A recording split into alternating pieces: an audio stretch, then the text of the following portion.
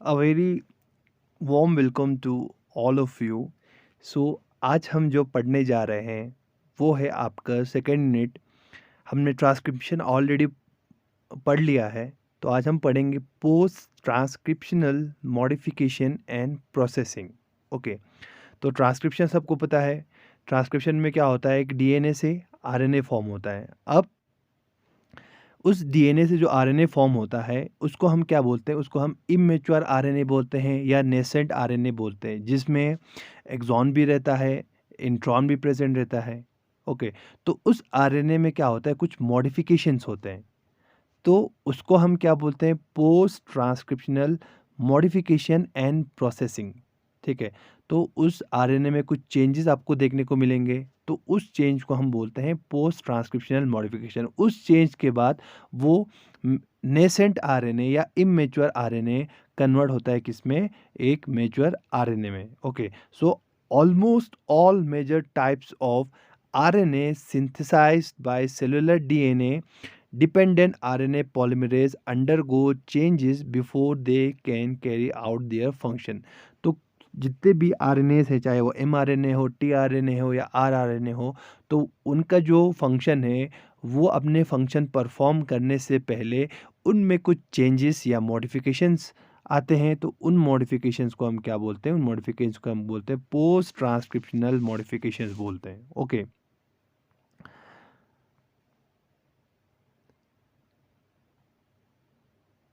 तो post transcriptional modifications में क्या होता है, या हम ऐसा बोल सकते हैं, इट इन्वॉल्व्स एडिशन टू और अल्टरेशंस ऑफ एग्जिस्टिंग बेसिस और शुगर्स। ठीक है, जो ऑलरेडी वहाँ पे आरएनए में जो बेसिस है या उनमें कुछ मॉडिफिकेशंस आएंगे या चेंजेस आएंगे या उसमें कुछ एडिशंस आपको देखने को मिलेगा या शुगर में कोई चेंजेस आपको देखने को मिलेगा।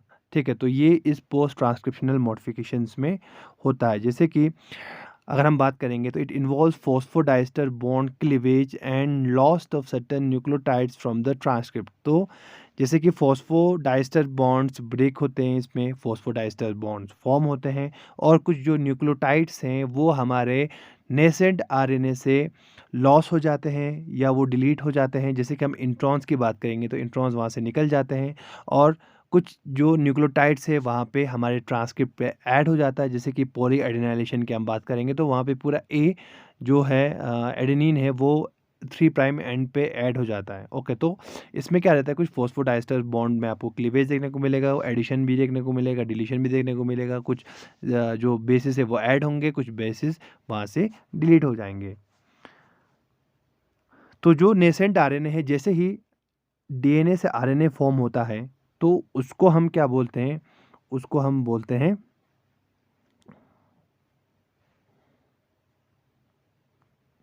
उसको हम बोलते हैं that is the nascent RNA. Okay, हम उसको नेसेंट आरएनए बोलेंगे। तो नेसेंट आरएनए मतलब क्या होता है, जैसे ही ये हमारा डीएनए, फॉर एग्जांपल ये हमारा डीएनए है, ये डीएनए था हमारा, इस डीएनए से फॉर्म होता है क्या, दैट इज आरएनए।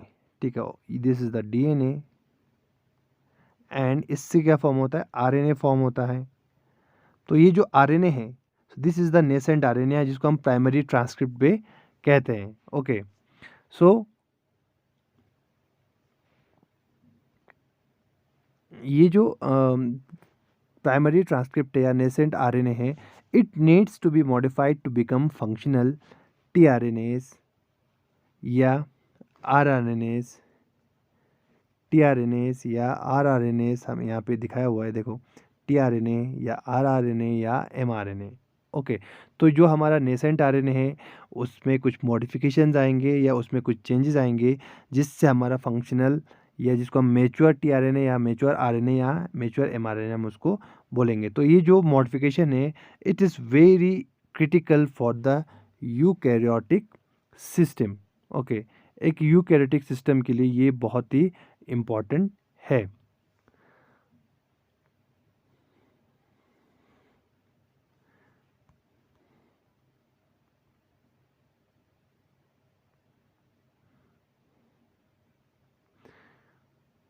जैसे कि यहाँ पे देखो, अगर हम mRNA की बात करेंगे तो mRNA में आपको पॉली एडिनाइलेशन या हम बोलेंगे 5 प्राइम कैपिंग देखने को मिलता है। ओके, देन स्प्लाइसिंग देखने को मिलता है और पॉली एडिनाइलेशन, ये चीज़ें देखने को मिलती है। तो हम एक करके डिस्कस करेंगे जो मेन 3 चेंजेस हैं किसमें, एक यूकैरियोटिक आरएनए में, तो वो है दैट इज़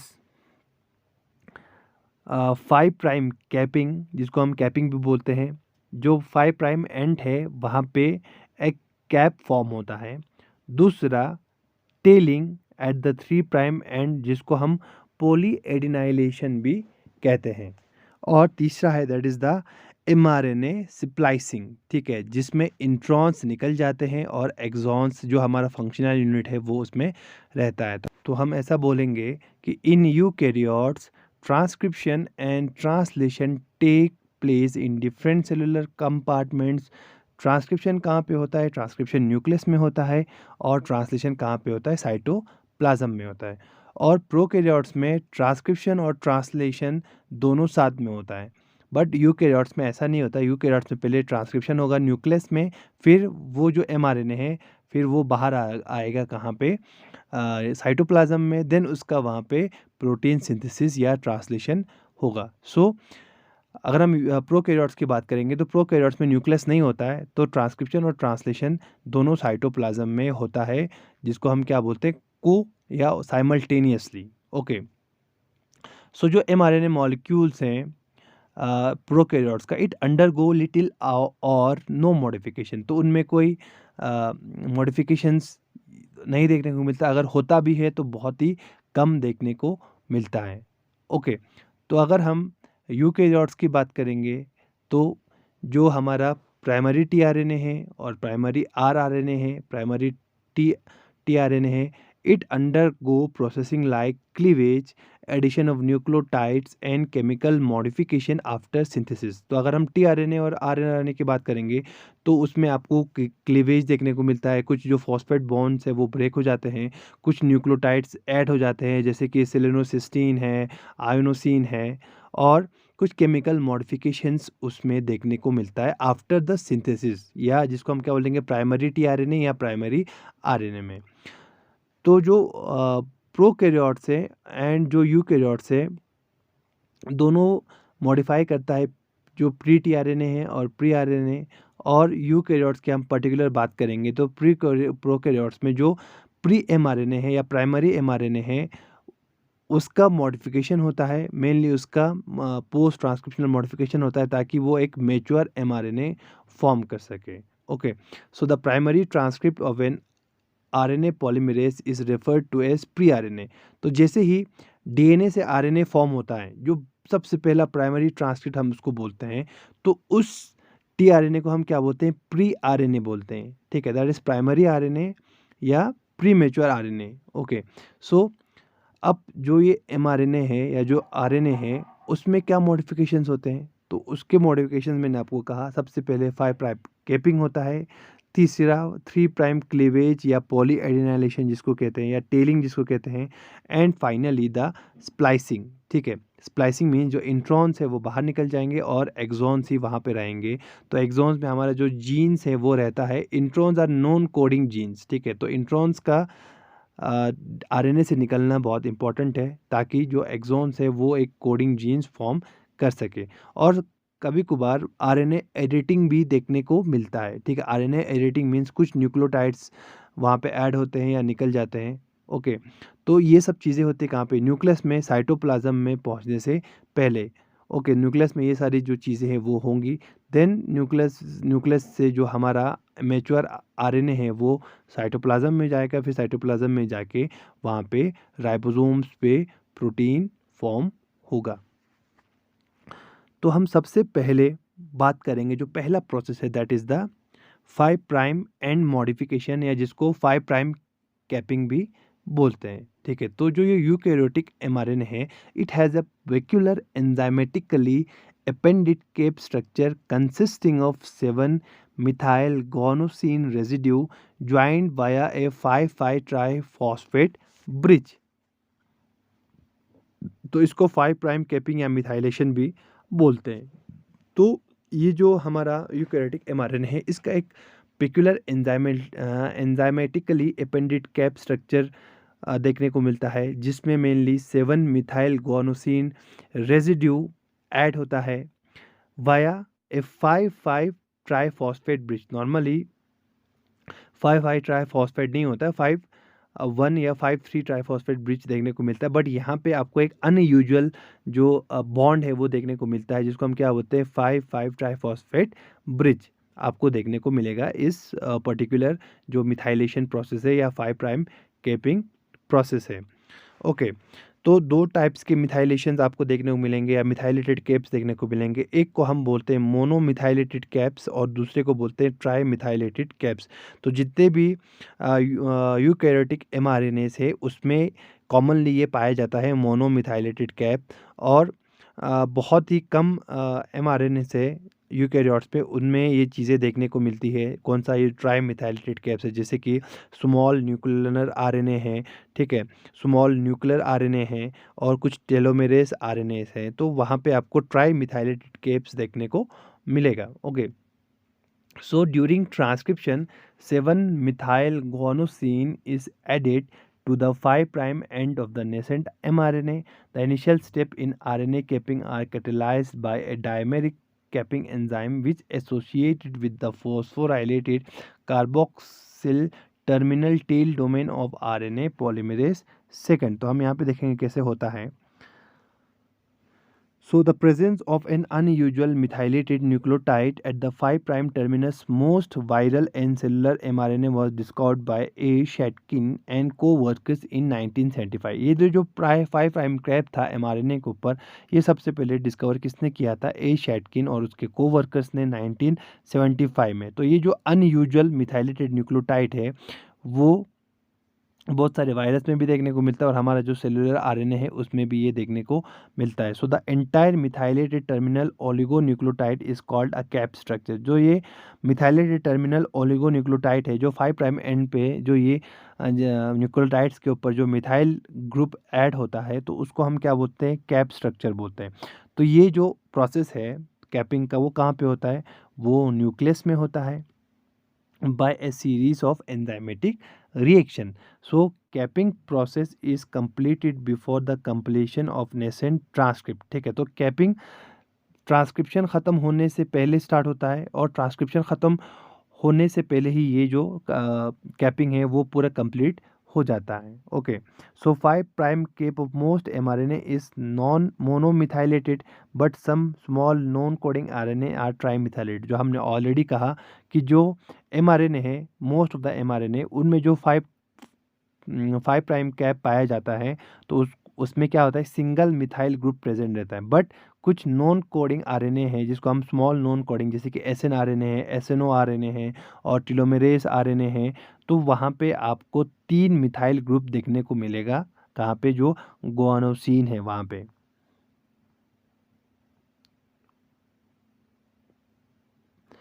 तो जो ये मिथाइलेटेड कैप है तो प्राइमरी ट्रांसक्रिप्ट जिसको हम प्री एमआरएनए कहते हैं और या हेटेरोजीनस न्यूक्लियर आरएनए जिसको कहा जाता है are usually first capped by guanyl group. सबसे पहले वहाँ पे गुआनिल ग्रुप ऐड होता है। ओके, या हम बोलेंगे गुआनोसिन वहाँ पे ऐड होगा। तो ये जो रिएक्शन है it is catalysed by the guanyl transferase. तो इसमें आप देख सकते हैं इस डायग्राम में कि ये हमारा 5 प्राइम एंड ट्रांसक्रिप्ट है। ओके, ये हमारा पहला जो भी 5 प्राइम एंड पे जो भी बेस प्रेजेंट होगा वो है। ओके, उसके बाद आप यहाँ पे देख सकते हैं देन प्लस जीटीपी। तो जीटीपी यहाँ पे ऐड होता है 5 प्राइम एंड पे। तो जो ये 5 प्राइम एंड पे जब ऐड होगा तो एक अनयूजुअल जो बॉन्डिंग है वो देखने को मिलेगी। तो यहाँ पे देखो आप 5-5, तो ये जो CH2 है वो भी 5 कार्बन पे है और ये भी क्या है 5 कार्बन पे CH2 जिस पे 3 फॉस्फेट ऐड है।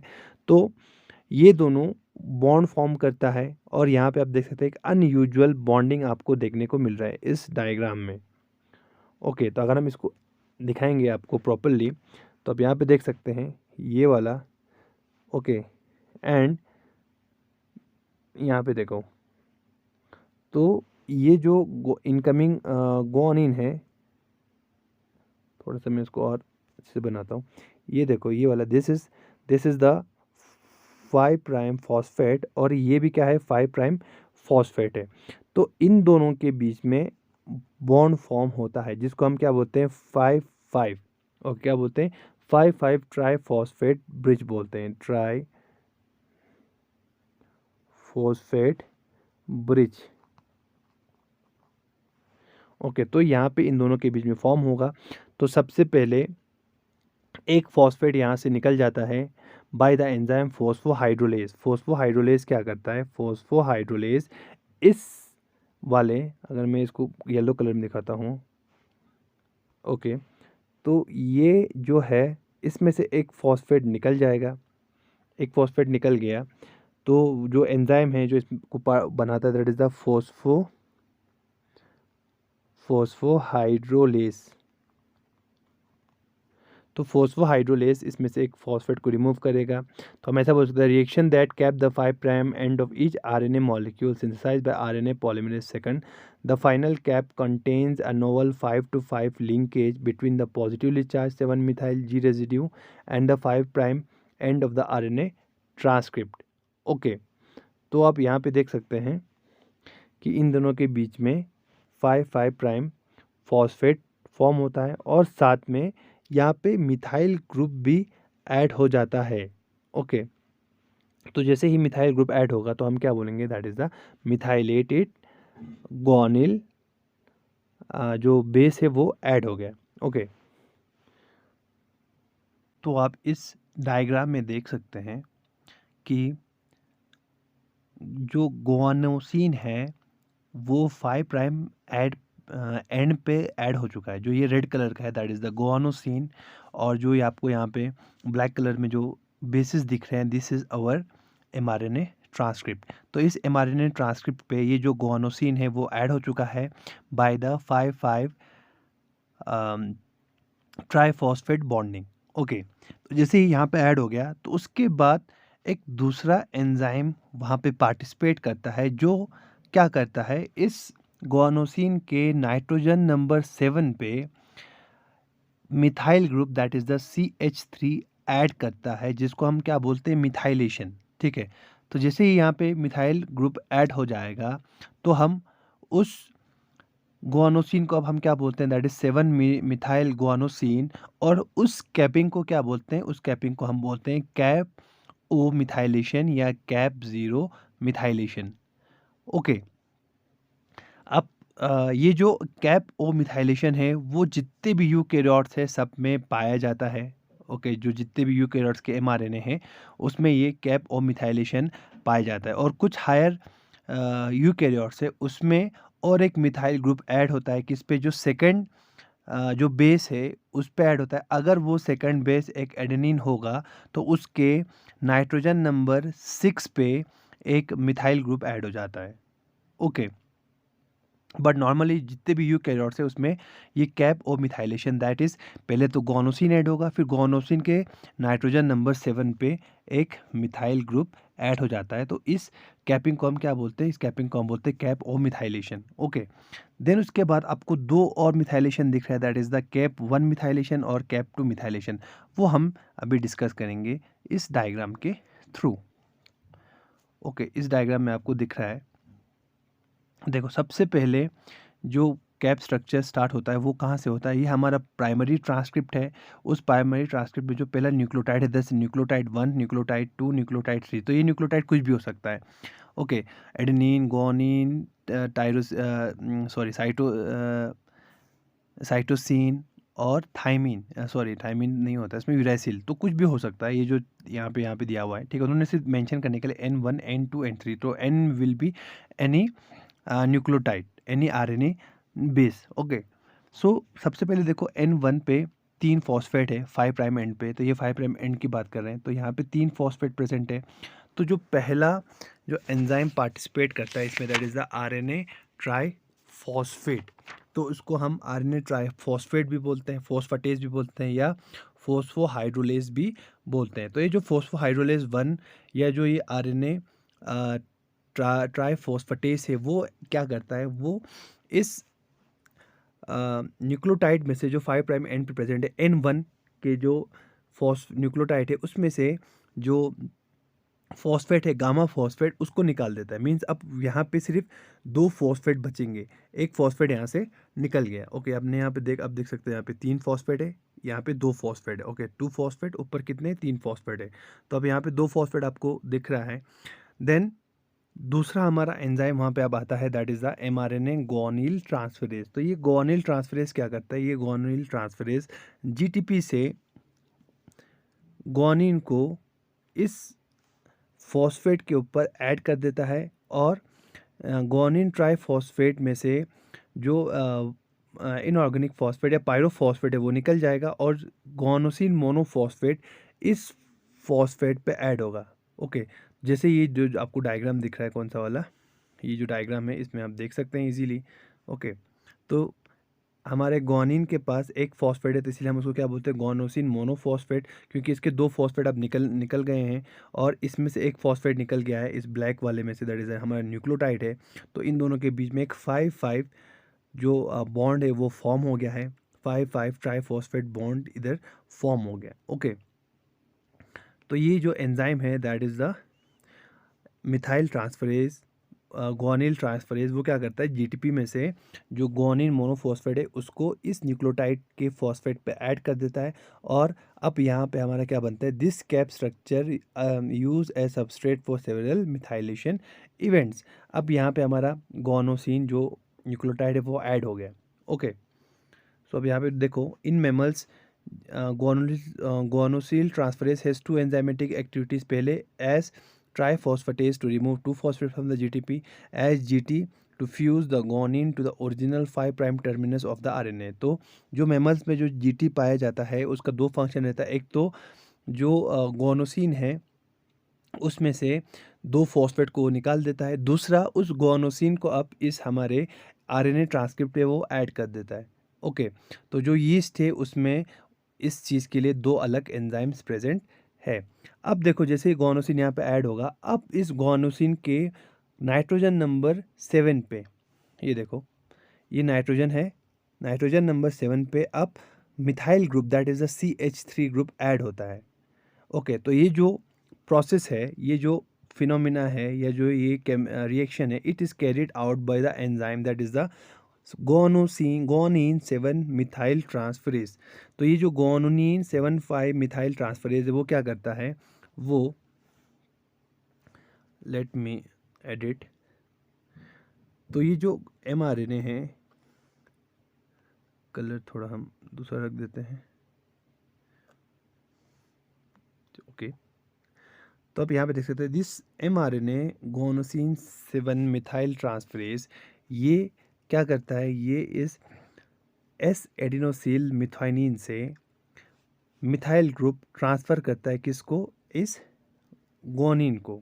Okay, and by demethylation of the adenosyl methionine, तो ये जो एडेनोसिन है वो कन्वर्ट होता है किसमें, इसमें से मिथाइल ग्रुप हट जाता है, and it will form the S adenosyl homocysteine, जैसे SAH। ठीक है, SAM will form the SAH। Okay, अब अगर हम डायग्राम देखेंगे तो इसमें आप देख सकते हैं सिंपली कि ये जो मिथाइल ग्रुप है यहाँ पे नाइट्रोजन नंबर 7 पे ऐड हो गया है। Okay, so this process is carried out by the enzyme that is the mRNA guanine 7 methyl transferase. तो अब नाइट्रोजन नंबर 7 पे मिथाइल ग्रुप ऐड हो गया है, तो इस कैपिंग के बाद हम उस mRNA को क्या बोलते हैं, कैप ओ, क्या बोलेंगे हम उसको। अब यहाँ पे एक मिथाइल ग्रुप ऐड हो गया है, तो उसको इस टाइप के कैप को हम बोलते हैं cap O, which is found in all eukaryotic cell या ऑल यूकैरियोटिक mRNA में ये कैप ओ पाया जाता है। अब कुछ यूकैरियोटिक सेल हैं, सम स्पीशीज़, जिसमें जो सेकंड न्यूक्लियोटाइड है उस पे भी जो mRNA है या न्यूक्लियोसाइड है वो भी कैप रहता है, और किसी किसी में जो तीसरा पोजीशन है वहाँ पे भी एक न्यूक्लियोटाइड या मिथाइल ग्रुप है वो ऐड हो जाता है। तो यहाँ पे उन्होंने यहाँ पे दिखाया हुआ है लाइक दिस। तो ऊपर कर लेते हैं हम इसको। अब देखो यहाँ पे, ये देखो अब उसके बाद जो दूसरा न्यूक्लियोटाइड है that is the second nucleotide N2 पे अब हमारा क्या होता है, ये जो mRNA न्यूक्लियोटाइड 2 मिथाइल ट्रांसफरेज ये इसी एडेनोसिल मिथाइनिन से मिथाइल ग्रुप ट्रांसफ़र करता है इस सेकंड नंबर के न्यूक्लियोटाइड पे। तो जैसे ही सेकंड नंबर न्यूक्लियोटाइड पे ये जो मिथाइल ग्रुप ऐड होगा तो उसको हम क्या बोलते हैं, उसको हम बोलते हैं कैप 2। तो अगर आप डायग्राम में देखना चाहते हैं तो इसमें देखो कैप 1 सॉरी, तो इसमें आप देख सकते हैं इस डायग्राम में, ये देखो। तो जो हमारा देखो ये हमारा पहला न्यूक्लियोटाइड है, ओके, ये हमारा गुआनोसिन है। तो इस गुआनोसिन के यहाँ पे ऐड हो गया ऑलरेडी मिथाइल ग्रुप नाइट्रोजन 7 पे। अब उसके बाद जो हमारा दूसरा है that is the nucleotide that is the methionine, sorry कोई भी होगा यहाँ पे, सिस्टीन होगा या एडेनिन होगा या थाइमिन होगा या यूरेसिल होगा, यूरेसिल, थाइमिन नहीं, यूरेसिल होगा। तो इसके जो कार्बन नंबर 2 पे, ये देखो यहाँ पे 2 पे क्या है, एक OH ग्रुप प्रेजेंट रहता है। तो इस O ग्रुप पे अगर हमारा CH3 ऐड होता है तो उसको हम क्या बोलते हैं, कैप 1 मिथाइलेशन। क्या बोलते हैं, कैप 1 मिथाइलेशन। ओके, उसी तरीके से उसके बाद जो दूसरा न्यूक्लियोटाइड है यहाँ पे, अगर इसके भी इसी कार्बन नंबर 2 पे CH3 ऐड होता है, ठीक है, CH3 ऐड होता है तो उसको हम क्या बोलते हैं, that is the cap 2 methylation. Okay, तो हमने 3 टाइप्स की मिथाइलेशंस देखे, एक है कैप O मिथाइलेशन, उसके बाद कैप 1 मिथाइलेशन, उसके बाद cap 2 methylation. Okay, so this is the predominant cap in multicellular organism. Similarly, if methyl group is present at both second and third nucleoside then it is known as cap 2। तो normally cap 0 तो सब में दिखता है, उसके बाद जो predominant cap है दैट इज़ द कैप 1, जिसमें जो फर्स्ट न्यूक्लियोटाइड सेकंड न्यूक्लियोटाइड है उस पे मिथाइल ग्रुप ऐड होता है 2' OH पोजीशन पे। और अगर तीसरे न्यूक्लियोटाइड के भी 2' OH पोजीशन पे अगर मिथाइल ग्रुप प्रेजेंट होगा तो हम उसको क्या बोलते हैं, कैप 2। तो ये कैप 2 नॉर्मली कुछ कुछ ही स्पीशीज़ में ये mRNA पे देखा गया है। ओके, सो ये जो कैपिंग होता है, तो कैपिंग का फंक्शन क्या है? So the function of cap includes protection of mRNA from degradation. तो न्यूक्लियस में बहुत सारे एंडो न्यूक्लियस रहते हैं, एक्सो न्यूक्लियस रहते हैं जो DNA को डाइजेस्ट, RNA को डाइजेस्ट कर लेते हैं। ओके, तो या RNAs होते हैं तो उसके डाइजेशन से उसको प्रोटेक्शन प्रोवाइड करता है ताकि mRNA डिग्रेड ना हो जाए या डिस्ट्रॉय ना हो जाए। दूसरा, जो mRNA है वो न्यूक्लियस में बनता है, तो उस mRNA के ट्रांसपोर्टेशन के लिए कहाँ से, न्यूक्लियस से साइटोप्लाज्म के लिए, तो भी ये 5' कैपिंग इंपॉर्टेंट रहता है उस चीज़ के लिए भी। और तीसरा, binding of ribosome with the RNA। तो ये 5' कैपिंग mRNA का बाइंडिंग के लिए भी ज़रूरत पड़ता है कि mRNA राइबोसोम पे जाके बाइंड हो जाए। ओके, तो इन्होंने यहाँ पे लिखा हुआ है देखो, 5' cap structure is found on HNRNA2। The capping process occurs in nuclei. The cap structure of mRNA will be recognised by the cap binding protein required for translation. तो जो ट्रांसलेशन मशीनरी के लिए जो कैप बाइंडिंग प्रोटीन्स है वो उसको recognise करता है उस कैप को, और वहाँ पे ट्रांसलेशन प्रोसेस इनिशिएट होता है। दूसरा, the capping occurs prior to the splicing. Splicing से पहले ही कैपिंग होता है। और मैंने आपको ऑलरेडी कहा कि साइटोप्लाज्म से, न्यूक्लियस से साइटोप्लाज्म के ट्रांसपोर्टेशन के लिए भी हमें ये कैपिंग चाहिए। और तीसरा, जो प्रोटेक्शन है mRNA का डिग्रेडेशन से, उसके लिए भी ये जो कैपिंग है, प्रोसेस है, वो चाहिए होता है। ओके, तो हमने यहाँ पे देखो यीस्ट जो mRNA है उसमें कैप O होता है। अगर हम स्लाइम मॉड्स की बात करेंगे तो उसमें कैप 0 होता है या O होता है, बट 20% है कैप 1 स्ट्रक्चर। तो messages of Bryan shrimp and sea urchin जो उनका mRNA है उसमें आपको कैप 1 दिखेगा। अगर हम मैमल्स की बात करेंगे तो मैमल्स में ज़्यादा कैप 1 और कैप 2 देखा जाता है। ओके, तो यहाँ पे देखो कैप पे जो ये कैप बाइंडिंग प्रोटीन्स है वो किस तरीके से यहाँ पे बाइंड होता है। तो इस कैप पे देखो elongation eukaryotic initiation factor 4F bind होता है। तो इस तरीके से ये हेल्प करता है ट्रांसलेशन में। ओके, तो यहाँ पे देखो उन्होंने फंक्शंस भी लिखा हुआ है। कैप में function in the transport of mRNA from the nucleus to cytoplasm. It protects mRNA from phosphatase and nucleus attack and degradation required for productive mode of elongation of transcription by RNA polymerase second, help in ribosomal attachment, may play role in splicing.